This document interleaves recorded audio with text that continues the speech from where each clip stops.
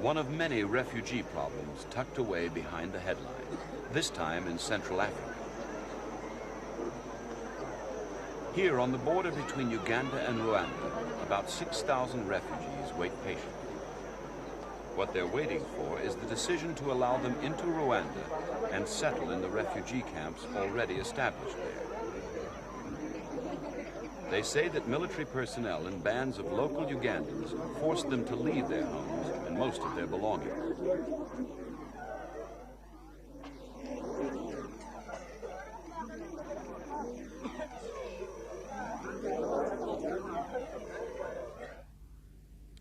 Some witnesses say that military indiscipline, looting, and murder are now commonplace in Uganda. This has been the case ever since the fall of Idi Amin's bloody regime and the return to power of Milton Obote.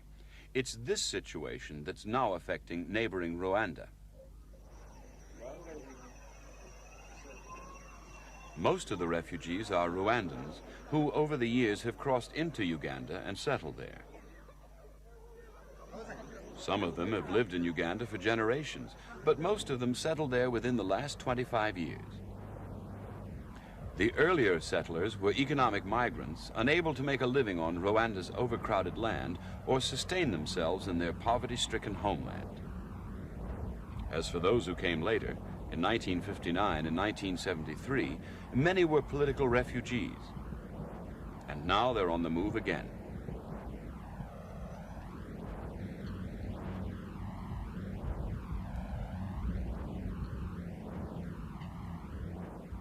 The reasons behind this latest mass eviction from Uganda remain a little unclear.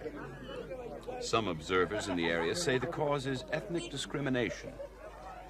In any case, the evictions were carried out by Ugandan soldiers and youths, acting on orders from local chiefs and politicians. In what appeared to have been a carefully thought-out plan, youths from the Ugandan People's Party, President Obote's party, evicted all those with Rwandan connections. The people evicted were only allowed to take what they could carry, and in some cases a few cattle with them. The refugees managed eventually to get about 40,000 head of cattle out, but today the cows are producing only half the amount of milk they used to.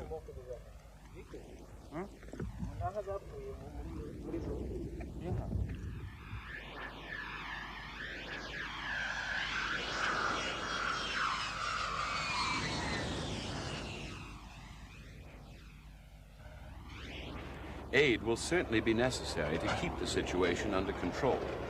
The UNHCR, the United Nations High Commissioner for Refugees, has launched an appeal for $5 million of aid money. The response so far has been encouraging. Several European countries and the United States have sent food, personnel, and cash. Charities like Oxfam are also chipping in, sending aid and relief workers.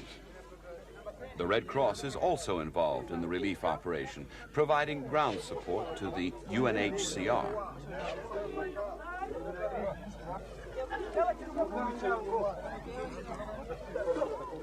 So far, the situation at the camps in Rwanda's Akagera National Park is under control. The food situation isn't desperate yet. Emergency supplies have been delivered and more are coming in. Sorghum, beans, powdered milk, and oil ensure an adequate level of nutrition.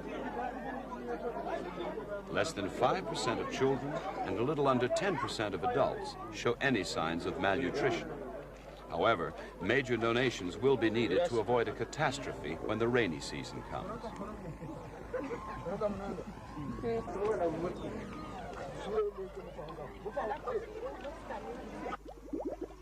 Water is another big problem.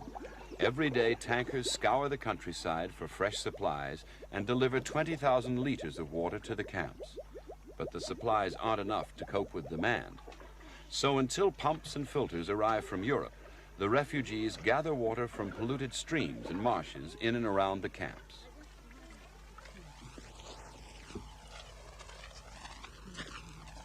Another source of worry for the refugees is shelter. Over 33,000 people are living in very crowded conditions in the camps.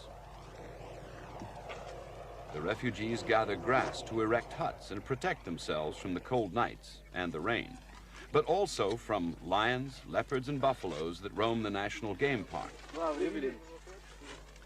The area around the camps is already turning dirty brown as the refugees scavenge for wood to build huts and fires.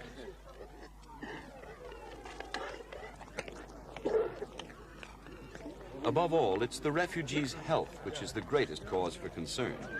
So far, there are no signs of epidemic, but under these conditions, the situation could easily degenerate. Medical care is provided by the French organization, Médecins Sans Frontières, and the Red Cross.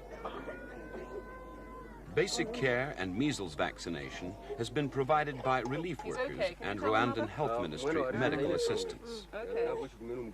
After 3 checks, a few cases of kwashiorkor and marasmus have been reported. General health could deteriorate, though, if the refugees are forced to spend a wet, cold winter in the camps.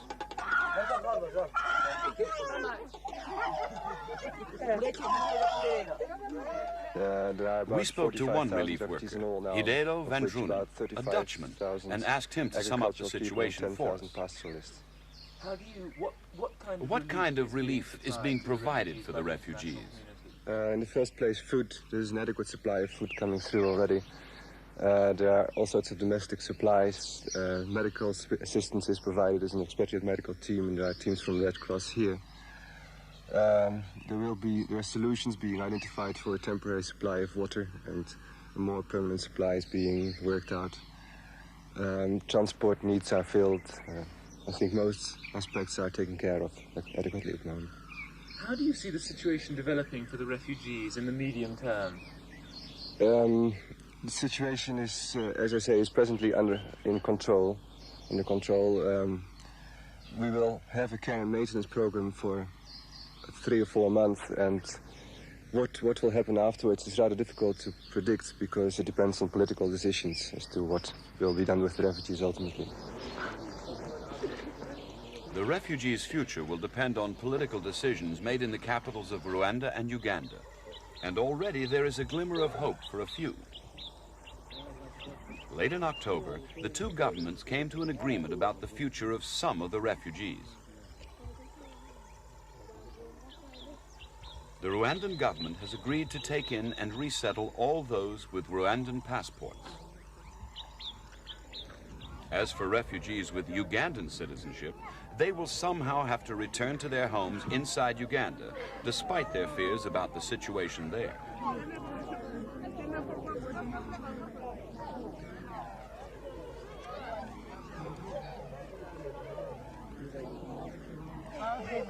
In the camps, there is the fear that a satisfactory and permanent solution will not be reached. Resettling almost 40,000 people will take some time and imposes added burdens on Rwanda.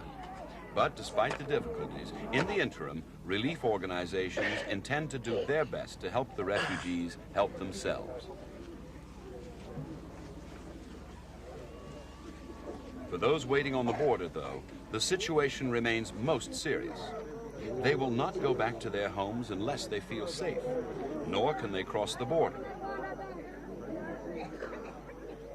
The international community will continue to look after their basic needs, and like the refugees themselves, hope for assurances from Kampala that these people will be able to safely resettle in their homes.